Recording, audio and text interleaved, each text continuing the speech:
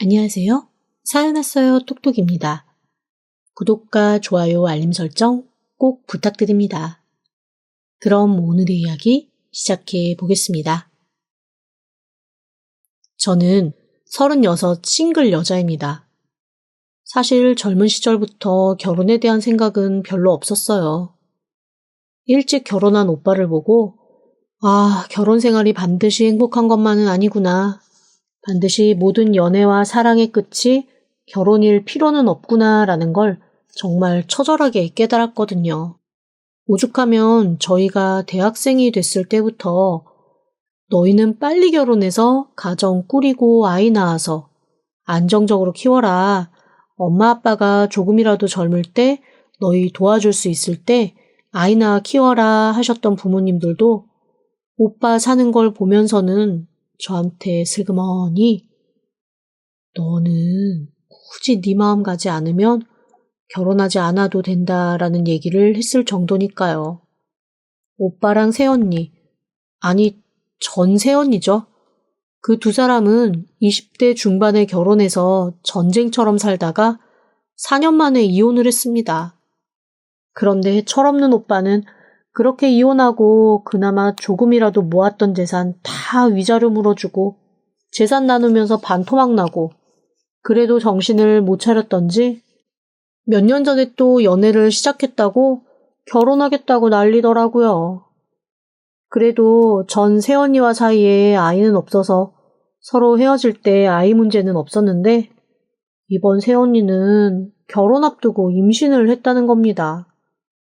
저희 부모님은 손주가 생긴 게 반은 좋고 반은 걱정되는 마음으로 어쨌거나 책임은 져야 하니 결혼을 허락하셨어요. 그런데 참 구간이 명관이라는 말은 정말 틀리지 않더라고요. 사실 전 새언니도 당시에는 뭐 저런 인간이 다 있나 싶었거든요. 시댁을 무슨 공짜 슈퍼로 생각하는 사람이었습니다. 반찬은 당연하고 하다못해 휴지며 세제까지 다 집어가는 사람이었거든요. 자기가 집어가야 할 게 있으면 오고 그렇지 않으면 부모님 생신 때도 바쁘다고 오지 않는 사람이었으니까요. 이런 여자가 또 있으려나 싶었는데 이번에 결혼한 새언니는 그거보다 더 하더라고요. 한 번은 이런 일이 있었습니다. 임신 초기여서 저희 엄마가 새언니에게 아무런 일도 시키지 않으셨거든요. 그런데 어느 날 다 같이 모여서 밥을 먹는데 안방에서 뭔가 쿵덕쿵덕 소리가 나서 거실에 있던 저와 엄마가 뭔가 하고 방으로 들어갔습니다. 그리고 둘 다 정말 기절할 듯 놀랐습니다. 아니, 저도 손대지 않았던 엄마의 옷장을 새언니가 막 뒤지고 있는 거예요. 엄마가 너무 놀라서 새언니한테 이렇게 말씀하셨거든요. 아니 얘, 너는 왜 남의 옷장을 뒤지고 있니? 지금 뭐 하는 거니? 그때였습니다. 새언니가 갑자기 발작하며 미친 듯 눈물을 흘리고 소리를 버럭버럭 지르면서 자기를 도둑 취급했다고 저하고 엄마한테 있는 대로 패악을 부리는 거예요. 다른 방에 있던 아빠와 오빠가 달려왔는데 이 오빠라는 멍청한 인간이 뻔히 벌어진 꼬라지를 보고도 안 그래도 임신 때문에 예민해져 있는 사람 왜 긁냐며 저랑 엄마한테 있는 대로 못된 소리하고 자기 마누라 데리고 휙 나가버리더라고요. 그런데 그날 저희가 모였던 이유는 딱 하나였습니다. 새언니가 소갈비찜이 먹고 싶다고 그래서 모인 거였거든요. 안 그래도 저도 일이 너무 바빠서 굳이 소갈비찜 먹으러 가고 싶지도 않은데 새언니가 뱃속 아이가 온 식구와 함께 다정하게 저희 엄마가 해준 소갈비가 먹고 싶다고 얘기하는 바람에 저희 엄마 소갈비 20kg이나 사서 그 전날부터 삶고 기름 걷어내고 양념하고 끓여서 막 먹으려던 참이었습니다. 그런데 요리할 때부터 어디 들어가서 꼼짝도 않고 있더니 대뜸 그러고 나가버린 겁니다. 남아있는 식구들은 너무 어이가 없어서 벙쪄 있었죠. 더 기가 막혔던 건 뭔 줄 아세요? 1시간 정도 뒤에 오빠라는 놈이 혼자 기신기신 들어와 소갈비를 싸갔다는 겁니다. 그것도 엄마, 아빠, 저 이렇게 셋이 우리라도 먹자고 딱 펼쳤는데 들어와서 큰 토막만 골라 거의 다 싸가더라고요. 엄마랑 당연히 한바탕 했는데 그때 오빠가 하는 말이 아주 가관이더라고요. 새언니 왈 그냥 어머님 장롱 좀 정리해드리라고 한 것뿐이었는데 자기를 도둑 취급했다고 그러더래요. 그런데 저희가 바보입니까? 정리하는 거랑 뒤져가지고 뭔가 꺼내가려고 하는 거랑 그 정도도 구분 못할 정도로 저랑 엄마가 바보는 아니잖아요. 일단 그때는 그렇게 넘어갔습니다. 하지만 그 이후에도 비슷한 일은 계속 생겼어요. 그때마다 엄마는 저한테 뒤늦은 후회를 하시곤 했습니다. 제가 처음 오빠가 데리고 왔을 때부터 탐탁치 않다고 들어왔던 얘기가 너무 험하다고 걱정했거든요. 사실 예전부터 저는 새언니와 조금 안면이 있었습니다.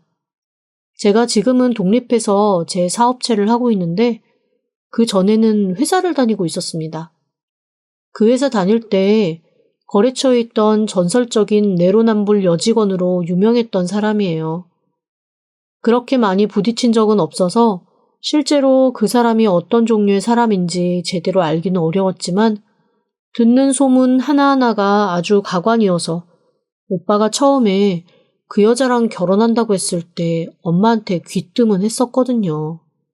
제가 들은 얘기는 이런 얘기들이었습니다. 멀쩡하게 회의 다 해놓고 뒤돌아서는 회의 시간에 자기를 모욕했다며 인사과에 상대방을 고소한다던가 다 같이 공평하게 돈 나눠서 밥을 먹기로 했는데 나중에 준다고 해놓고는 자기가 친절하게 일 도와줬으니 그걸로 퉁치자고 한다는 거죠. 하여간 자기만의 원칙과 법칙으로 살아가는 사람이지 누구 다른 사람하고 같이 커뮤니케이션에서 살아갈 만한 사람은 아니라고 하더라고요. 저도 커피값 한두 번 뜯기고 만나서 얘기 나누고 몇 달이 지나서 그때 했던 말 때문에 지금까지 상처받아 있으니 사과하라고 뒷북치고 여하튼 그렇게 2번 정도 부딪힌 후에는 저도 퇴사를 하고 제 사업을 하면서 만날 일이 없으니 더 이상 그 존재에 대해서 관심도 없었습니다. 그런데 그 여자를 오빠가 데리고 와서 결혼한다고 했을 때 사실 우리 집에 또 폭탄이 하나 들어왔구나라는 생각이 들긴 하더라고요. 그런데 뭐 아이까지 가졌다니 어쩔 수 없죠 뭐. 엄마와 저 아빠는 그냥 불가근 불가원하면서 지내기로 했지만 그게 어디 쉬운가요? 남들은 시댁과 거리 두는 거 본인들이 그렇게 원한다는데 이 새언니는 자기가 필요할 땐 거리를 두고 그렇지 않을 땐 무슨 북파 공작원 마냥 파고들어서 저희 집에 침투합니다. 저희 식구가 오히려 그런 부분에 있어서 좀 조심하면 며느리라고 거리 둔다고 아직 자기를 가족으로 받아들여주지 않는다고 오만 잡소리를 해대며 오빠놈이 또 대신 난리를 치게 만들어요. 이러지도 저러지도 못하고 곤란한 상황이 한둘이 아니죠. 결국 엄마는 반쯤 포기하신 상태로 새언니가 살갑게 어머니 하면 그래 하고 받아주고 새언니가 자기 좀 그만 불러대라고 또 못되게 굴면 또 그냥 그래 하고 넘어가며 남보다도 못한 마음으로 일단은 보고 계십니다. 일단 마음에 안 들어도 오빠가 또 실수해서 아이 남겨진 채 이혼당할까봐 저희 식구 모두 본의 아니게 새언니 눈치 보고 사는 시간이 점점 길어졌죠. 그렇게 첫 아이가 태어났고 부부 사이에 금술은 좋은지 얼마 지나지 않아 2번째 아이를 임신했다고 하더라고요. 그렇게 연년생으로 아들 형제 2을 낳았습니다. 그런데 참 아들 형제 2이 쉽지 않더라고요.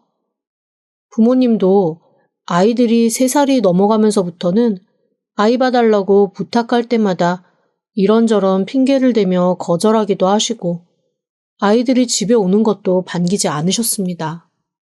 일단 너무너무 버릇이 없고 제멋대로 키워서 통제가 안 되는 아이들이라서요.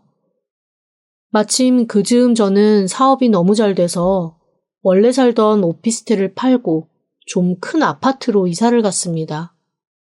엄마 아빠에게 조금도 도움받지 않고 순전히 저 혼자 이룬 제 성과였어요. 40평대 아파트 거실에서는 도시를 가로지르는 하천이 보이는 전망 좋은 곳이었습니다. 그리고 제가 운이 좋았는지 분양받고 나서 얼마 지나지 않아 그 주변에 각종 교통시설이 들어서는 게 확정이 되면서 제가 샀던 금액의 3배 이상 올랐거든요. 저희 엄마 아빠는 재테크 잘했다고, 네가 보는 눈이 있다고 자기 일처럼 기뻐해 주셨는데 딱 두 사람, 저희 오빠와 새언니만은 저한테 아주 못된 소리를 와장창 해댔습니다. 특히 새언니가 저한테 이러더라고요. 아가씨는 진짜 사람이 의문스럽고 참 이기적이에요. 이런 좋은 기회가 있었으면 오빠한테도 얘기를 해서 같이 하면 얼마나 좋아요? 이렇게 혼자 잘 살고 싶어요? 아, 세상에. 어쩜 사람이 이렇게 야박하고 이기적이야? 그 말을 듣는데 너무 어이가 없더라고요. 제가 안 그래도 지나가는 말로 오빠한테 오피스텔 팔고 그 아파트 분양받으려고 한다고 그랬더니 저희 오빠 저한테 뭐라 그랬는 줄 아세요? 저한테 지지리도 보는 눈 없다고 엄청나게 구박을 했습니다. 제가 살던 오피스텔도 꽤 역세권이었거든요. 그 오피스텔을 전세나 월세로 돌리고 뭐 저평가된 뭐를 사서 뭐 어떻게 기다리고 재개발을 노리고 무슨 부동산 전문가 나신 것 마냥 그런 얘기 줄줄 하길래 제가 중간부터는 딱 귀를 닫아버렸거든요. 분명 본인도 그거를 기억하고 있을 텐데 자기 마누라가 저를 그렇게 공격할 때 아무 말도 없이 먼 산만 바라보더라고요. 그게 너무 얄미워서 오빠한테 한 소리 했습니다. 오빠, 안 그래도 내가 이 아파트 정보 알려줬을 때 오빠 나한테 뭐라고 그랬어? 오피스텔 월세 놓고 저평가된 어쩌고 저쩌고 나한테 오만 잔소리 다 했잖아. 그래놓고 왜 지금 나한테 이래? 그랬더니 오빠 얼굴이 빨개지면서 뭔가 저한테 변명을 주섬주섬 늘어놓더라고요. 딱 보아하니 부부가 둘이서 제 얘기하다가 이미 한바탕 싸웠고 그 싸움 끝에 어떡하든 오빠가 잘 무마시킨 걸 제가 다시 터트린 모양이었습니다. 며칠 뒤에 오빠가 저한테 또 전화해서 난리를 부리더라고요.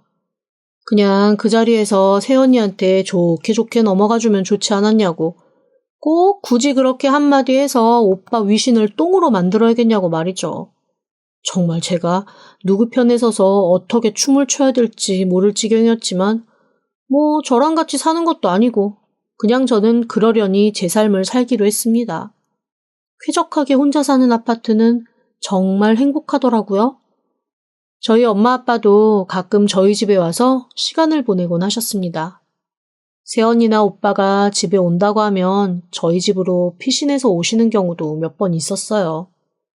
그런데 새언니는 저희 집에 딱 한 번 집들이 할 때 와보고는 그다음부터는 발길을 딱 끊더라고요. 나중에 엄마한테 들은 바에 의하면 저희 집 왔다 간 날부터 일주일을 오빠랑 싸웠대요.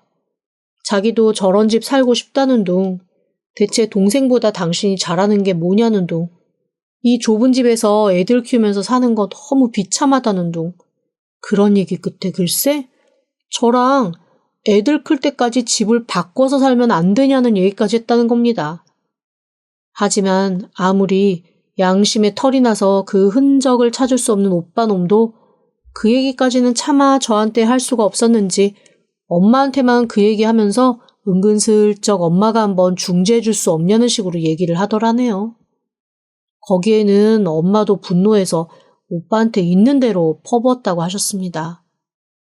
평생 속 한번 안 썩이고 자기가 알아서 크고 알아서 돈 벌고 학교 다닐 때도 장학금 받으면서 그렇게 혼자 알뜰살뜰 꾸려서 하나 마련한 집, 그것마저 홀라당 너희가 뺏으려고 하냐고 엄마가 아주 호되게 혼을 내셨나 봐요. 그래도 꼴의 장남이라고 엄마가 큰소리 한번 안 내고 오냐오냐 키웠던 오빠는 엄마가 그렇게 버럭 화를 내니까 거기에는 좀 쫄아 붙었던 모양이더라고요. 저한테까지 그 얘기가 안 온 걸 보면 말이죠. 어쨌건 거기에 단단히 삐진 건지 아니면 마음이 상한 건지 자존심에 스크래치가 난 건지 여튼 새언니는 그 이후로는 저희 집은 오지도 않았습니다. 저는 집터가 좋아서인지 아니면 마음이 편해져서인지 사업이 점점 잘 돼서 더 밖으로 나돌아다니는 날이 많아졌고요. 제가 하는 일은 일종의 교육입니다. 그런데 이 교육이 최근 들어 온라인으로 많이 하게 되면서 온라인 교육에 참여했던 사람들이 저를 불러서 오프라인으로 특강 같은 걸 요청하는 수요가 좀 생겼어요. 그러다 보니 전국 곳곳을 여기저기 돌아다니면서 집을 비우는 일이 잦아졌습니다. 집에 있고 없고를 일일이 말하기가 어려우니 일단 엄마가 보실 수 있게 제 스케줄을 인터넷으로 정리해 놓은 거를 공유하고 있거든요. 왜냐하면 엄마가 가끔 저희 집 냉장고를 채워놔주러 오시기도 하고 한 번씩 새언니나 오빠가 집으로 올 것 같으면 저희 집으로 피신 오기도 하시니까요. 저야 엄마 아빠에게 집 비밀번호 정도 알려주는 건 그다지 큰 일도 아니어서 그렇게 공유를 하고 있습니다. 이렇게 살던 어느 날입니다. 제가 3일 정도 지방에서 쭉 강의를 하고 힘든 몸을 끌고 집으로 돌아왔을 때의 일입니다. 저희 집 앞에 2명 정도 되는 사람들이 서서 서성이고 있더라고요. 무슨 일인가 싶어 여쭤봤죠. 안녕하세요. 무슨 일 있으세요? 아, 네. 여기 혹시 천치로 사시는 분이세요? 네, 그런데요. 제가 여기 사는데요. 누구시죠? 아, 저는 907호고요. 이쪽은 906호예요. 아, 저희 아랫집 사시는 분들이구나. 그런데 무슨 일이세요? 아니, 층간소음 때문에 저희가 진짜 살 수가 없어서요. 저희도 그냥 좀 참고는 살았거든요. 근데 이거는 너무 심해서. 혹시 집에 휠체어 쓰시는 분 계세요? 휠체어요? 아니요. 휠체어는 고사하고 저는 지금도 보시다시피 지난 3일간 집을 비웠다가 들어왔는데요. 그래요? 요 며칠 유난히 시끄러워서 저희들이 지금 이건 안 되겠다 싶어 직접 말씀드리려고 올라와서 벨 누르고 기다리던 참이었어요. 정말로 지금 어디 갔다 오시는 거예요? 네. 원하시면 제가 증거도 다 말씀드릴 수 있어요. 제가 지방에 내려가서 강의하고 지금 3일 만에 집에 올라온 거거든요. 혹시 저희 집이 아니라 저희 옆집이나 아니면 여기랑 붙어있는 옆 라인에서 들리는 소리 아닐까요? 제가 예전에 아파트 살면서 보니까 층간소음이라는 게 바로 위에 집에서 들리는 게 아니라 옆집에서 들리는 게 울려서 층간소음인 것처럼 느껴질 때도 있고, 가끔은 가까이 붙어 있는 옆동이나 윗집 이런 데서 들리는 것도 층간소음으로 바로 전달이 되기도 하더라고요. 저희 엄마도 아파트 사시는데 3층이나 차이 나는 곳에서 공사하는 소리 때문에 바로 위에 집 올라가신 적이 있다고 했었거든요. 제가 그렇게 얘기하자 그 2분은 그제서야 고개를 끄덕이며 이렇게 얘기했습니다. 하긴 그래요. 이 아파트라는 게 워낙 통으로 지어진 거라. 그렇다고 일일이 집집마다 다니면서 이 집에서 소리가 나냐, 저 집에서 소리가 나냐 그럴 수는 없고. 일단 이렇게 3일이나 집을 비우셨다고 하니 이 집은 아닌 것 같네요. 저희가 다시 한번 찾아볼게요. 그렇게 그 2분은 얌전하게 인사를 하고 내려가셨습니다. 그때는 아무렇지도 않게 생각했죠. 일단 저희 집에 소리가 날 일이 없고 엄마 아빠는 오시면 아빠는 거실에 있는 안마의자에 엄마는 제 서재에 있는 릴렉스 체어에 각각 몸을 두이고 그냥 보고 싶은 프로그램 보다가 집으로 돌아가시거든요. 그런 분들인데 발소리나 나면 다행이지 무슨 휠체어 소리가 납니까? 저는 그럴 리가 없다라고 그들을 보냈고 집으로 돌아와 여독을 풀었습니다. 그렇게 또 며칠이 별일 없이 지났어요. 그런데 그 이후로도 저희 아파트는 층간소음 때문에 엄청 뭔가가 시끄러운 듯 했습니다. 엘리베이터에도 계속 층간소음에 대한 안내가 붙고 제가 집에 있을 때면 층간소음 주의해달라는 방송 메시지도 나오더라고요. 어딘가 다른 집에서 엄청 시끄럽게 구는 듯 했습니다. 사실 제가 집에 별로 없다 보니 그거를 제대로 느끼지는 못했는데 어느 주말인가 집에 앉아 있는데 정말 어디서 뭔가 드륵드륵 소리가 들리는 거예요. 엄청 소리가 크더라고요. 이 아파트가 층간소음에 되게 취약한 곳인가 보다라는 생각이 들었습니다. 한번 예민해지니 아이들이 뛰는 발소리도 들리고 뭔가 집에서 바퀴 굴러가는 소리도 들렸습니다. 그런데 저희 아랫집 사람들이 올라와서 저한테 얘기했던 것만큼 그렇게 못 견딜 정도는 아니고 소리도 곧 나다가 슬그머니 사라지고 조금 나는가 싶으니 그냥 다시 잦아지고 하더라고요. 아마 집에서 엄마들이 아이들을 주의를 시키는 듯 했습니다. 뭐 이 정도면 층간소음 정도는 금방 해결되겠네라고 무심히 또 넘기고 저는 제 일상을 살았죠. 그리고 또 며칠 출장을 다녀온 어느 날입니다. 제가 출장을 다녀와서 샤워하고 느긋하게 쉬고 있던 오후 누군가가 저희 집 배를 힘차게 누르더라고요. 나가봤더니 또 밑에 있는 사람들과 함께 더 많은 이웃집 사람들이 우르르 저희 집 앞에 서 있었습니다. 어머, 집에 계셨네? 아, 네, 안녕하세요. 어쩐 일이세요? 아니, 아무리 생각해도 이 집밖에 없어요. 이 집 옆집은 양쪽 다 어르신들 계시는 집이고 게다가 집안에서 엄청 두꺼운 실내화를 신고 계시더라고요.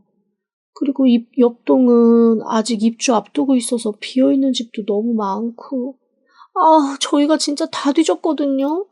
그런데 아무리 봐도 이 집밖에는 원인이 없어요. 아니, 그런데 집안에 진짜 아무것도 없네? 당황하면서 저희 집안을 흘끔흘끔 보는 사람들을 보고 저는 오해는 풀어야겠다라는 생각이 들어서 일단 집 안으로 들였습니다. 그런데 제가 진짜 미니멀리스트여가지고 집에다가 뭔가 짐을 두질 않거든요. 횡댕그레한 저희 집, 그리고 거실에 넓게 깔려있는 러그 카페트, 그걸 보고 다른 사람들이 얼굴빛에 똑같은 말이 둥둥 떠있는 게 느껴졌습니다. 어라? 이건 아닌데? 라는 느낌이었어요. 사람들이 딱 보면 알잖아요. 이 집에서 정말로 소리가 날 것 같은 집인가 아닌가가 그게 확연하게 보이는데 저희 집은 진짜 누가 봐도 소리가 날 수 있는 집이 아니거든요. 마침 모인 김에 다 같이 차라도 한잔 하기로 했습니다. 제가 얼마 전에 지방 강의 내려갔다가 선물 받은 굉장히 좋은 꿀차가 있었거든요. 냉장고에 두고 몇 번 먹지 않았던 꿀차라 이 사람들이라면 다 같이 나눠 먹을 수 있겠다라는 생각이 들어서 꿀차를 딱 꺼냈는데 꿀차가 확 줄어있는 거예요. 그래서 부모님이 오셔서 좀 드셨나 보다라는 생각을 하고 아무 생각 없이 또 무심히 꿀차를 사람들과 나눠 먹었죠. 그렇게 얼결에 이웃들과 한자리에 모여 반상회 비슷한 걸 하게 되었습니다. 그런데 그 사람들도 진짜 의아하다고 얘기를 하더라고요. 저희 집 밖에는 정말 소리가 날 곳이 없다는 거예요. 그 얘기가 계속 도돌이표처럼 맴맴 돌다 어떤 사람이 이런 얘기까지 했다니까요. 혹시 이 아파트 터가 예전에 유치원이나 공동묘지나 그런 거였을까요? 귀신들이 뛰어노는 건가? 그렇지 않고서야 그렇게 시끄럽고 정신없을 수가 없는데. 근데 지금 말씀하시는 거 들어보면 그리고 이 스케줄표 보여주신 거 보면 진짜로 한 달에 절반은 집을 비우시는데 우리는 한 달의 절반이 너무 시끄러워서. 그때였습니다. 그 순간 다른 분 하나가 갑자기 고개를 갸웃하면서 자기 수첩을 꺼내더라고요. 그리고 제가 보여줬던 출장 스케줄표를 보면서 연신 고개를 갸웃거리시는 겁니다. 어라? 이거 진짜 이상한데?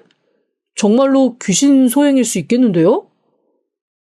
제가 너무 놀라서 눈을 동그랗게 뜨고 물어봤습니다.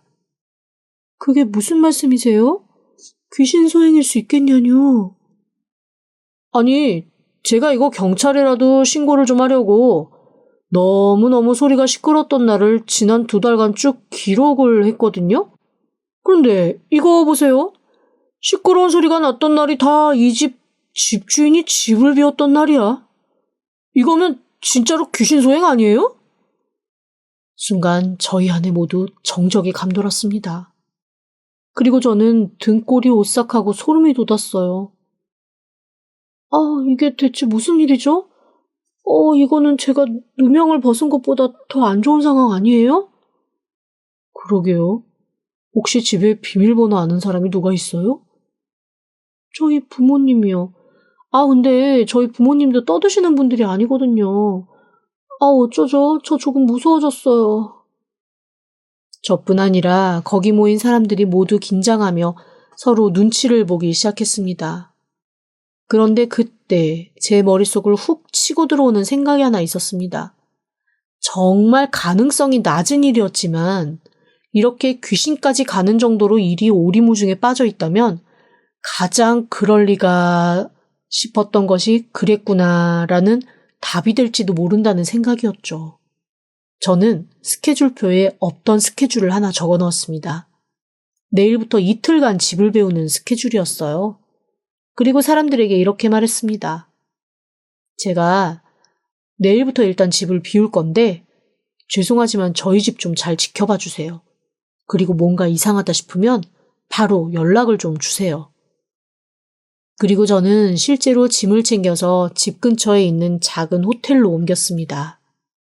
제발 제가 짐작하고 있는 것이 틀리기를 간절히 바라면서 말이죠. 다음 날 오후 7시쯤 저는 급하게 저를 찾는 전화를 받았습니다. 아랫집 이웃이었어요. 저희 집에서 너무 큰 소음이 하루 종일 들렸고 지금까지도 들린다는 말이었어요. 그런데 너무 이상해요. 제가 올라가서 벨을 누르거나 인터폰을 하면 또 한 30분은 조용해요. 그리고 집에서 나오는 사람도 없고 그런데 그 시간만 딱 지나면 다시 너무너무 시끄러워져요. 이거 진짜 귀신일까요? 제가 58년 모태신앙인데 굿에 대한 관심이 다 생길 지경이라니까요. 이거 어떡해요? 그냥 집에 계세요. 제가 알아서 해볼게요. 저는 부모님께 연락을 하고 경찰까지 부른 채 일단 집으로 갔습니다. 밖에서 올려다본 집은 누가 봐도 비어있는 집이었어요. 제가 밝은 걸 별로 좋아하지 않아서 커튼을 두꺼운 것을 달아두어 밖에서는 아무것도 보이지 않거든요. 저는 아파트 입구에서 경찰 그리고 저희 부모님까지 모두 만났습니다. 그리고 자초지종을 설명하고 집으로 올라갔어요. 이웃 주민 중에 이미 상당 부분은 정말로 귀신이 아닐까 진심으로 그렇게 생각을 하시더라고요. 저희 엄마도 아니 왜 빈집에서 소리가 나냐. 난 요즘에 몇 주 몸이 아파 너희 집은 드나든 적도 없었다라며 좀 어이없어 하셨고요. 저도 제발 그냥 정말 빈집이어서 차라리 귀신이었으면 좋겠다라는 생각을 하고 집으로 올라갔습니다. 그런데 이게 웬일입니까? 정말 저희 집 앞까지만 딱 갔는데 너무너무 시끄러운 소리가 밖에까지 쿵쿵 들리는 거예요. 이거는 누가 봐도 집안에 뭔가가 있는 듯한 소리였습니다. 엄마가 얼굴이 하얘지면서 대체 이게 무슨 소리냐고, 왜 이런 소리가 들리는 거냐고 당황해 하시더라고요. 저는 모두가 보는 앞에서 조용히 벨을 눌렀습니다. 그런데 이게 웬일입니까? 안에서 들리던 모든 소리가 갑자기 일순간 사라지며 사방이 조용해지더라고요. 사람들이 서로 겁에 질린 얼굴로 이거 보라며 벨을 누르면 순식간에 조용해진다고 진짜 귀신 아니냐고 속닥거렸습니다. 저는 한숨 한번 크게 쉬고 조용히 집 비밀번호를 눌렀습니다. 그리고 벌컥 문을 열고 모두가 일제히 들어갔죠. 우르르 모두를 이끌고 집에 들어가자마자 눈앞에 펼쳐진 광경을 보고 정말 어이가 없어서 더 이상 아무 말도 나오지 않더라고요. 마치 자기 집인 양 새언니와 조카들이 있는 대로 거실에서 난장을 치고 놀고 있는 겁니다. 제가 곱게 깔아두었던 러그는 한쪽 구석에 둘둘 말아치운 채였고 그 위에서 제 조카들이 붕붕 칼을 타면서 신나게 놀아제끼고 있더라고요. 진짜 기도 안 막혔습니다. 새언니는 너무나 당황한 얼굴로 저한테 왜 지금 이 시간에 여기 있냐며 그리고 이 사람들은 다 뭐냐며 황당하다는 듯이 말을 얼버무리더라고요. 그러는 언니야말로 여기서 뭐 하는 거예요? 아니 나는 아가씨가 집 관리를 잘 못하는 것 같아서 그러니까 우렁각시처럼 한 번씩 와서 이렇게 내가 청소도 좀 해주고 그러는 거죠. 어머님한테 말씀드렸었는데 못 들었어요? 그 말을 듣고 사람들 뒤에 서서 한숨을 내쉬던 엄마가 불쑥 나타나 버럭 소리를 지르셨습니다. 뭐? 내가 언제 너한테 이 집을 알려줬니? 너 그런 식으로 사람 모함하지 말아라. 대체 너 뭐하는 애야? 들이닥친 어머니와 경찰들을 보며 저는 처음으로 새언니가 당황하는 모습을 봤습니다.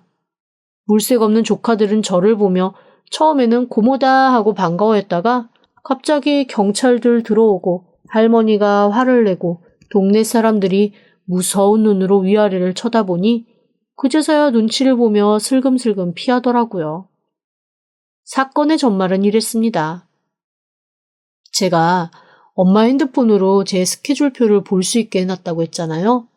새언니가 엄마 핸드폰에서 몰래 제 스케줄표를 자기도 볼 수 있게끔 공유를 한 거였어요. 그리고 엄마 핸드폰에 있는 메모장에서 저희 집 비밀번호도 알아낸 거였습니다.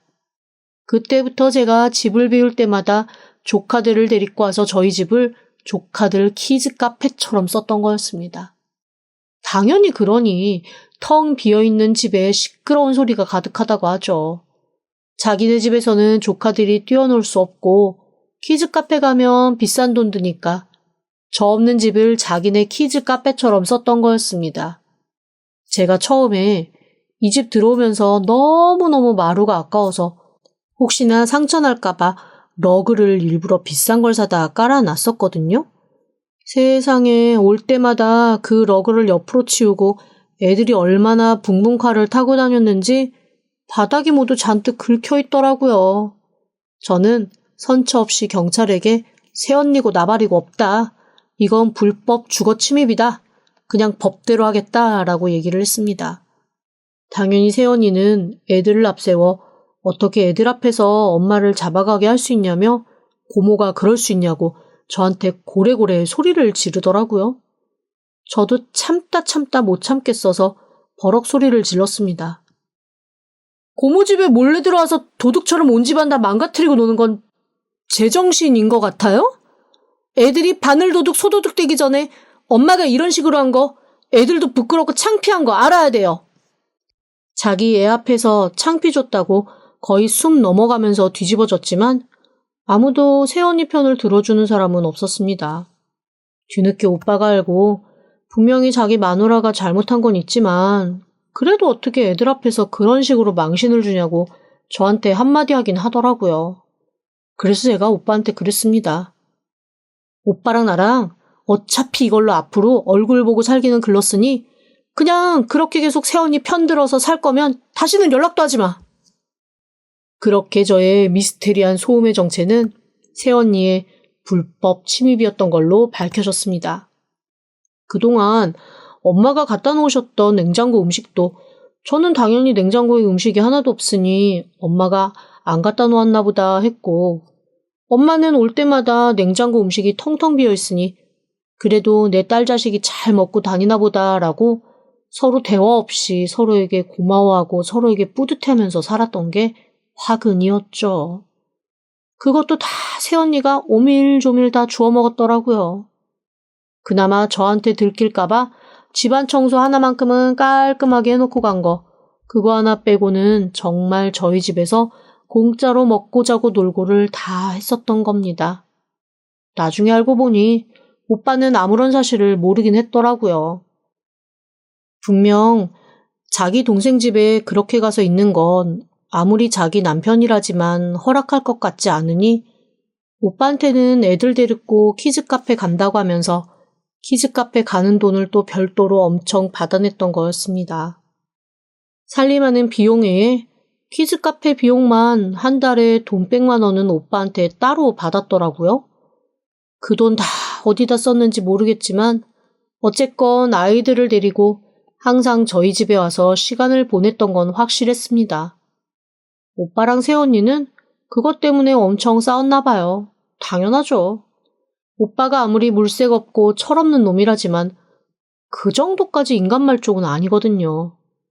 그런데 더 놀라운 사실은 그 이후에 밝혀졌습니다.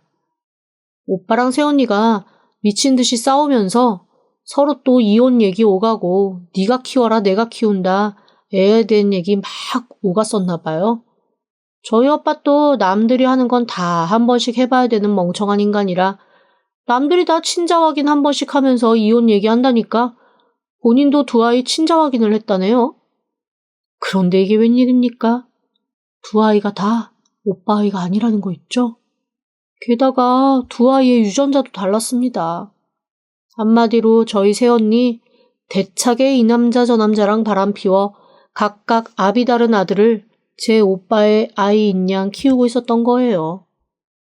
저희 집은 또 한 번 왈칵 난리가 났죠. 자기 아이들이 저희 오빠의 소생이 아니라는 걸 들키자 그제서야 새언니는 기가 팍 죽어 울며 불며 한 번만 용서해달라고 자기가 앞으로 진짜 잘하고 살겠다고 했지만 이미 저희 식구 모두의 안중에 새언니는 없게 되었습니다.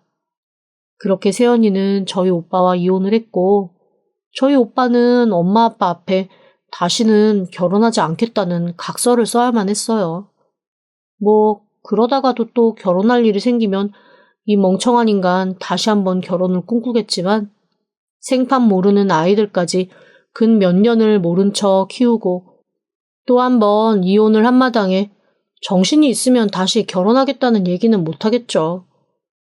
어쨌건 저의 층간소음 사건은 그렇게 오빠의 이혼으로 마무리되었습니다.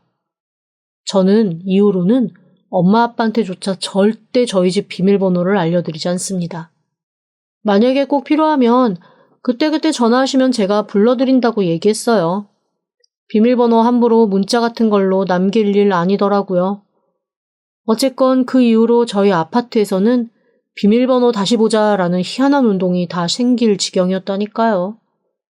오죽하면 아파트 사람들이 불안하다고 현관 공동 비밀번호도 모두 알려주지 않고 배달이 오면 아래층까지 내려가서 받아오는 그런 희한한 단지가 되고 말았습니다. 다 저로 인해 생긴 기묘한 습관인 거죠. 어쨌건 그날 이후 저희 집은 새언니 같은 사람이 다시 저희 인생에 안 나타나기만을 빌며 살고 있습니다. 세상에 귀신인 줄 알았던 층간소음이 귀신보다 더 무서운 인간의 뻔뻔함이었다는 게 너무 소름 끼치고 싫더라고요. 지금까지 들어주셔서 감사합니다. 구독과 좋아요 알림 설정은 사연 왔어요 톡톡에게 큰 힘이 됩니다. 지금 바로 구독 부탁드립니다. 그럼 다음 사연으로 또 찾아오겠습니다. 감사합니다.